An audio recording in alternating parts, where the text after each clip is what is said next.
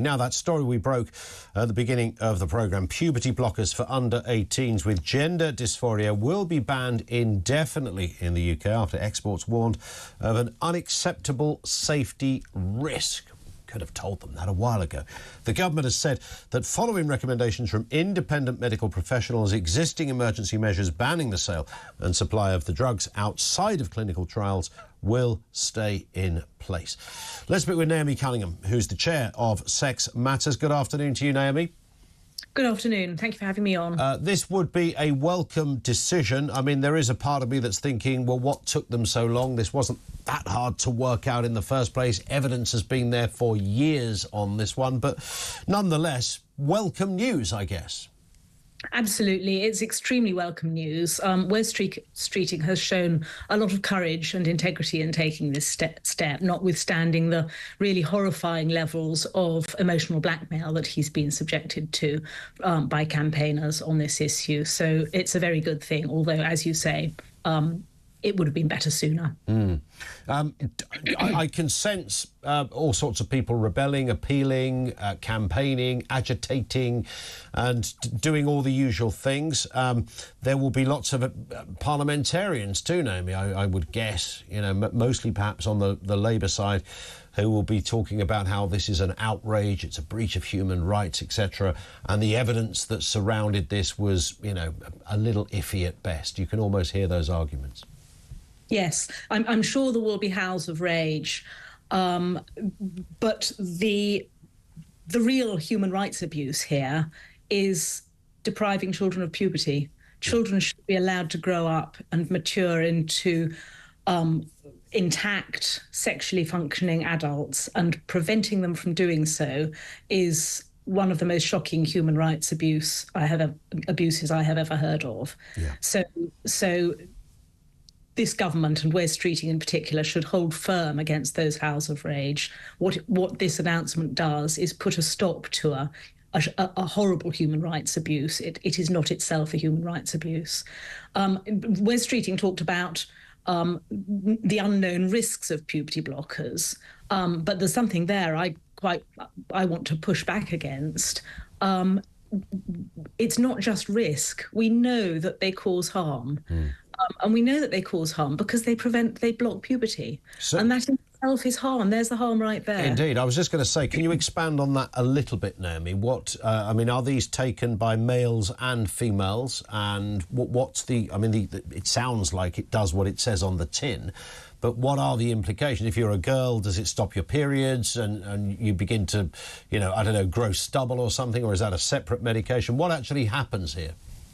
Well, I'm not a clinician, so what I'm saying on this is very much from general knowledge and knowledge as a campaigner on these issues, not proper clinical knowledge. But as I understand it, they prevent children going through puberty. So and they're given to both boys and girls. They will stop girls developing breasts and a female shape. They will stop girls starting their periods, and they will stop puberty in boys. So they'll stop a boy's voice breaking, they'll stop the facial hair, they'll stop.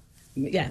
I mean, that in itself, you almost, if somebody was, you know, if you're sitting in a room hearing this for the first time as a case, you'd think somebody would say, well, can we just stop there? You've just given us enough evidence to know that this is clearly not something we should be doing, messing around with children. I mean, we are talking children here in every single sense of the word. It's not a grey area, you know, some of them might be, by definition, if it's about blocking puberty, we're talking about kids.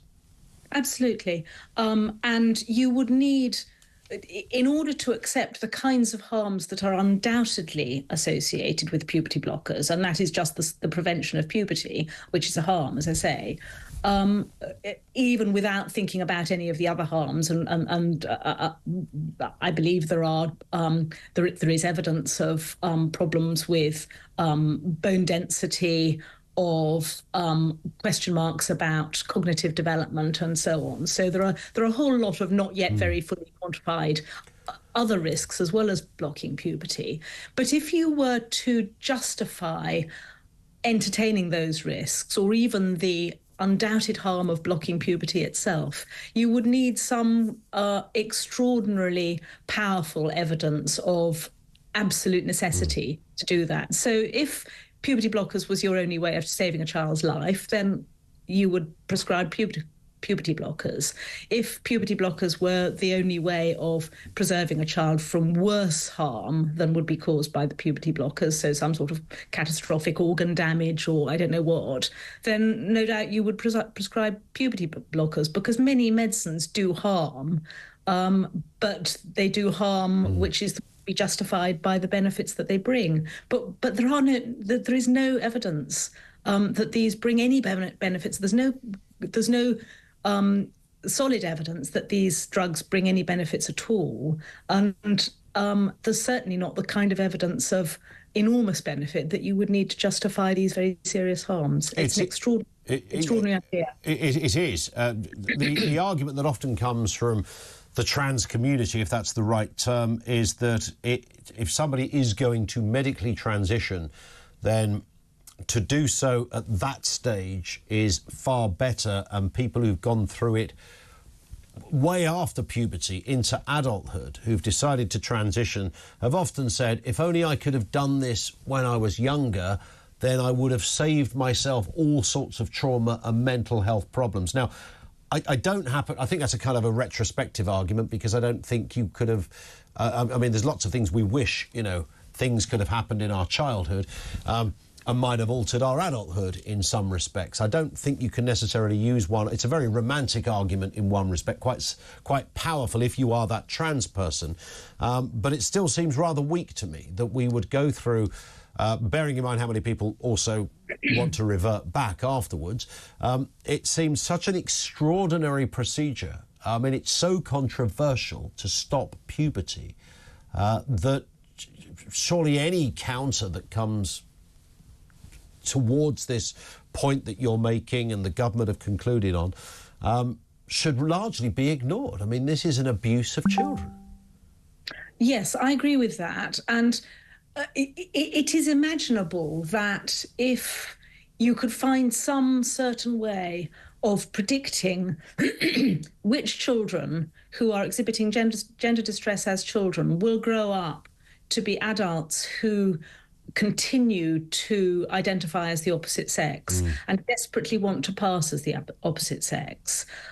Because that's what the main benefit that is supposed to be associated with puberty blockers, that it enhances the ability of the subsequent adult to pass as the opposite sex, to look and sound like the opposite sex. So if you had some way of identifying the children who will persist in their gender dysphoria into adult and who would be better having been puberty blocked than they would have been having been allowed to grow up naturally, then maybe you could justify these undoubted harms that you're doing to them by giving them puberty blockers. The problem is there is absolutely no way of guessing which children are the right children to prevent growing up.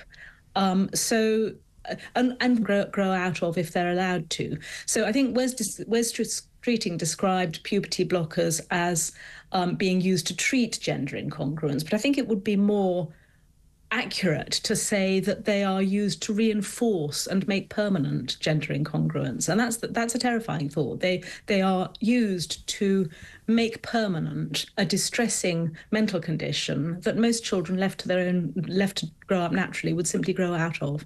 Indeed. Naomi, thank you for your time as ever. Very informed stuff. Naomi Cunningham, Chair of Sex Matters.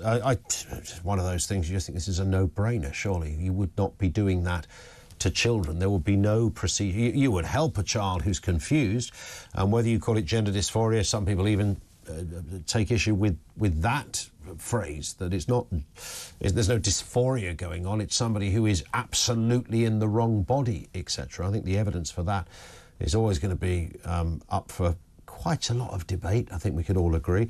But not giving kids drugs to stop puberty, that's not controversial.